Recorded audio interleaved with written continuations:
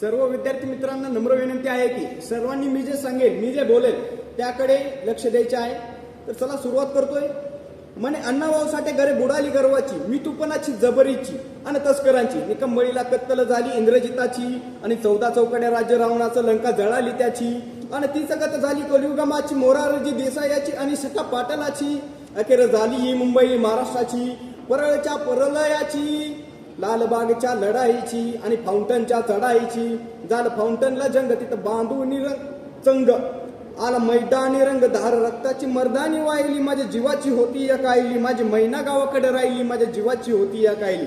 ही लोकशाहीर अण्णाभाऊ साठे यांची छक्कड महाराष्ट्रात अजरामर।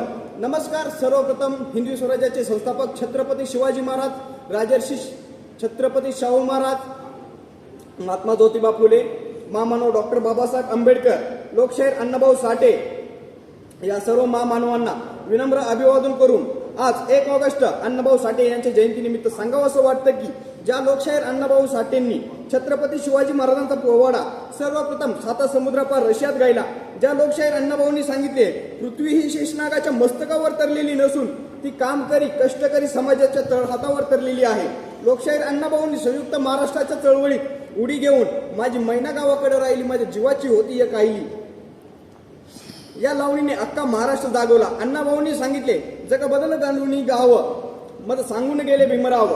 लोकशाहीर अण्णाभाऊंनी आपल्या लेखणीतून दारिद्र्यात पिंजलेला व स्वाभिमानी असलेला फकीरा जगभर केला। महाराष्ट्राची अस्मिता सर्वप्रथम आपल्या लेखणीतून स्वरवर्णन करणारे शाहीर म्हणजे साहित्य सम्राट, साहित्य रत्न, समाजसेवक अण्णाभाऊ साठे। आज त्यांची जयंती या निमित्ताने आपण येथे जमलेलो आहोत। शब्दाची खाण महाराष्ट्राची शान, बहुजनांची आण, साहित्याचा मान म्हणजेच लोकशाहीर अण्णाभाऊ साठे। ते लोककलावंत, तमाशकार व लेखक होते। विद्यार्थी मित्र हो, अण्णाभाऊ काही शिक्षित नव्हते, त्यांना शिक्षकांची शिकवण्याची पद्धत आवडली नाही म्हणून त्यांनी शाळेला रामराम ठोकला व समाज प्रबोधन करू लागले, तसेच लेखही लिहू लागले। उगाच कोणीतरी म्हटलं नाही अण्णाभाऊची लेखणी जगात देखणी। अण्णाभाऊ वृत्तपत्रात लेख लिहिताना आपल्या लेखनाची सुरुवात जय शिवराय असे संबोधन करत आज आपण त्यांचे विचार घेतले पाहिजे।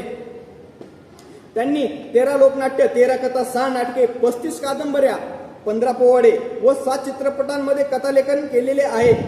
अशा थोर व्यक्तिमत्वाला माझे विनम्र अभिवादन।